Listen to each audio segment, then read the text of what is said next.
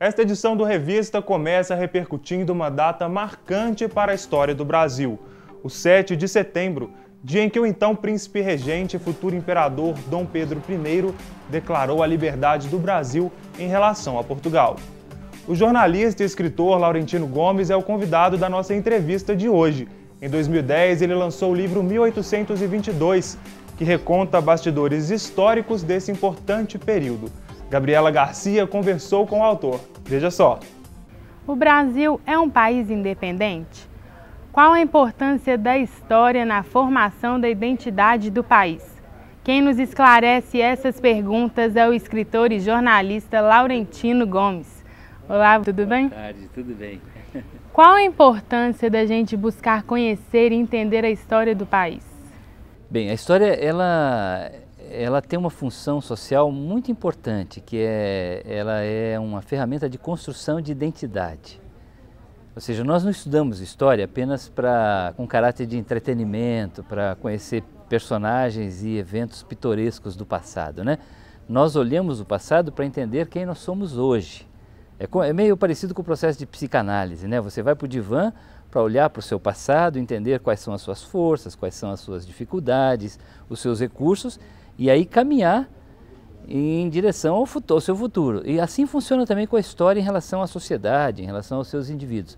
Nós olhamos para o passado para entender quais são as nossas raízes, quais são as nossas características, quais são os nossos elementos formadores.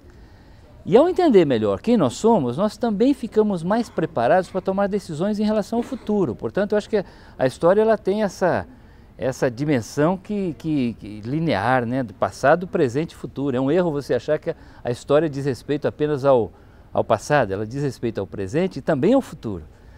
Porque uma sociedade que no estudo história ela não consegue entender a si própria, e, portanto, eu acho que ela também não está preparada para tomar decisões em relação ao futuro, né? Você acha que falta os brasileiros participarem mais da política?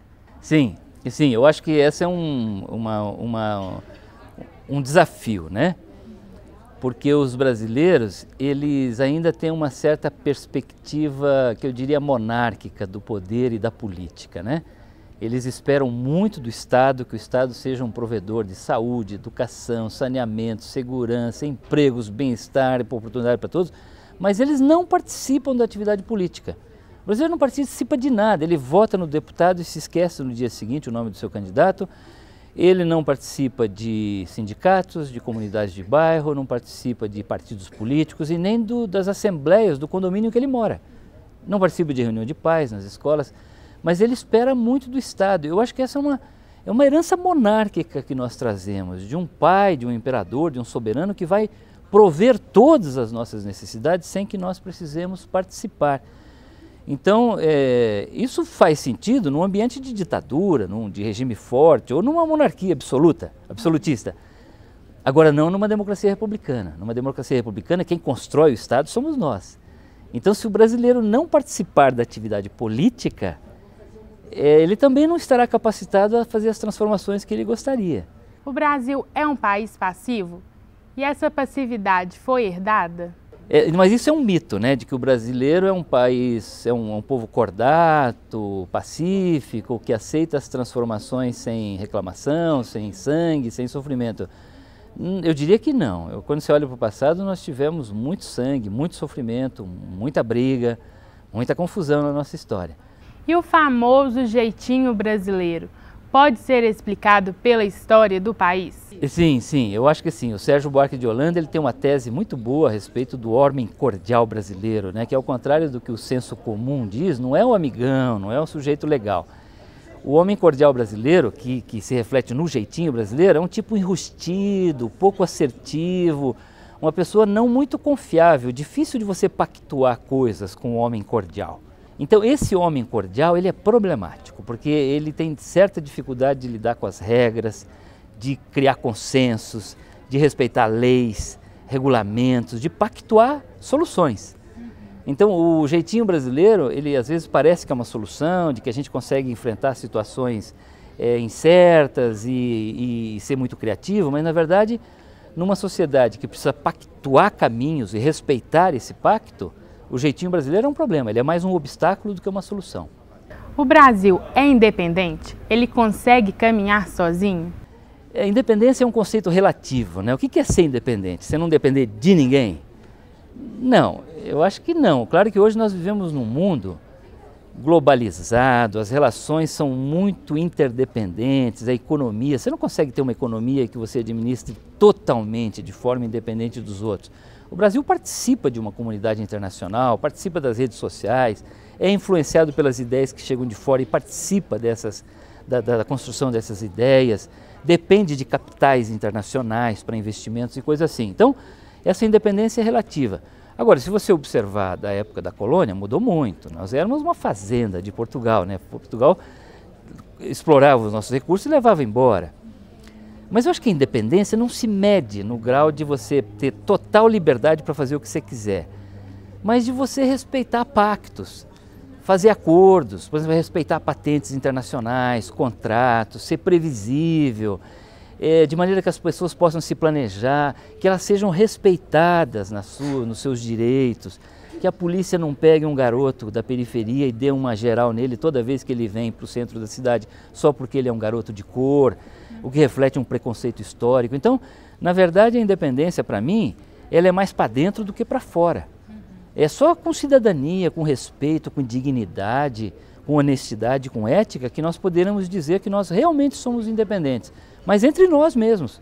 Porque se nós formos assim, o nosso relacionamento com o resto do mundo também se transforma, refletindo esses valores. E aí sim, agora, não acredito não, que agora a gente faz o que a gente quiser. Não é isso que significa independência, né? Muito obrigada pela sua presença, Laurentino. Eu que agradeço. Começou esta semana a segunda etapa da vacinação contra o HPV, sigla do vírus do papiloma humano. Desde o início do ano, o governo federal iniciou a imunização de meninas de 11 a 13 anos. Nesta nova etapa, as adolescentes imunizadas recebem a segunda dose da vacina. As meninas que não receberam a primeira dose, porque ainda não tinham completado 11 anos, devem comparecer a um posto de saúde. O intervalo recomendado da primeira para a segunda dose é de 6 meses.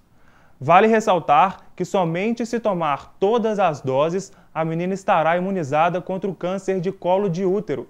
Na fase adulta, a vacinação da mulher não substitui o exame de prevenção, conhecido como Papa Nicolau. Outras informações no site do Ministério da Saúde. Os flanelinhas são figuras conhecidas pelas ruas e avenidas brasileiras. Próximo a estádios, restaurantes, casas de shows e outros eventos, esses profissionais auxiliam na hora de arrumar uma vaga ou até mesmo de manobrar o veículo. O problema, na maior parte das vezes, está no valor cobrado por alguns, que é considerado abusivo pelos motoristas.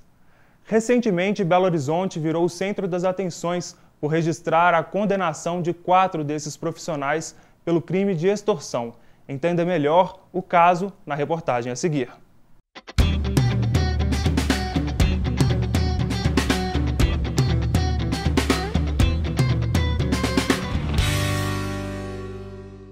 Eles chegam e pagam o tanto que eles querem. Alguns até perguntam quanto o que eu cobro, o que você tiver aí tá bom.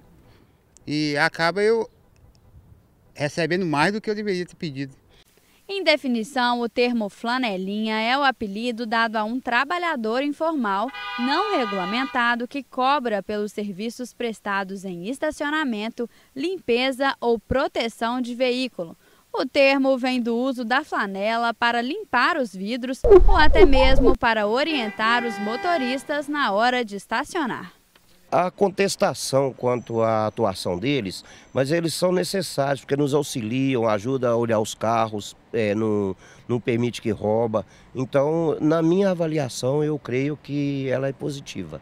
Eu acho que os flanelinhas deviam tomar conta do carro realmente, porque eles pegam e não tomam conta do carro, entendeu? Então, eu acho que deveria ter uma fiscalização para eles. A gente poderia estar sendo realmente apoiados por esse pessoal, ao invés de ser ameaçado, porque o que a gente sente é ameaçado muitas vezes. Bom, eu acho que primeiro eles não são profissionais, né? Eu acho que a prefeitura tinha que regularizar isso e eu acho absurdo a gente ter que passar a pagar na rua, onde que é algo que teoricamente tinha que ser público. Mas o que muita gente não sabe é que em Belo Horizonte já existe regulamentação para esses profissionais. O projeto está em vigor há 15 anos. Primeiramente, ele procura regional com ponto destinado para trabalho.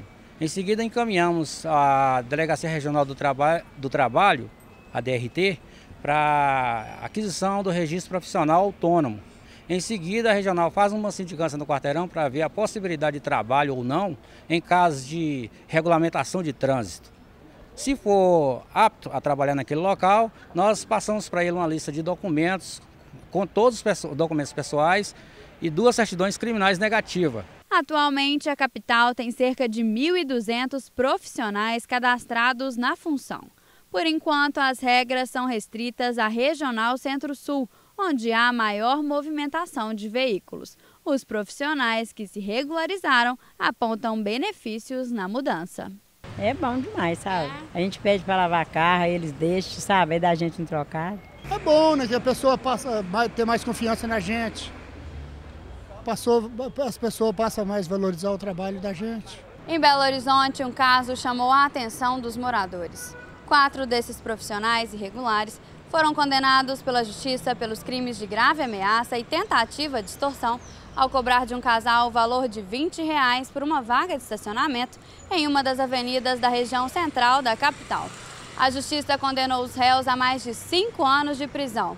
Eu tenho 12 anos de atuação no Ministério Público, eu devo ter desses 12 anos aí, talvez uns 8 ou 9 na área criminal, não exclusivamente na área criminal, mas também na área criminal. E na minha situação concreta é a primeira condenação de flanelinha por extorsão. Já vi processos contra flanelinha por exercício ilegal de profissão no juizado especial, que é uma pena branda, é uma contravenção penal.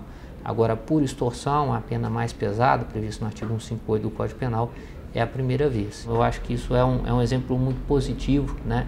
É uma realidade que só existe no Brasil, que você não vê em outros países, né? De pessoas se apropriarem do espaço público, a rua é um espaço público, e cobrarem para que determinada pessoa estacione seu veículo naquele quarteirão ou naquelas imediações, né? O que às vezes é colocado de forma velada como um serviço de segurança. A comunidade está coberta de saber que esse serviço muitas vezes não é um serviço de segurança, é um serviço de extorsão, sob pena do carro sofrer algum tipo de dano, aquela pessoa sofrer algum tipo de dano. O Revista vai para um rápido intervalo. No próximo bloco, você fica por dentro do que acontece na Semana de Ciência, Arte e Política da PUC Minas. Confira também as dicas culturais de Belo Horizonte com Ana Júlia Goulart. Voltamos já já, não saia daí!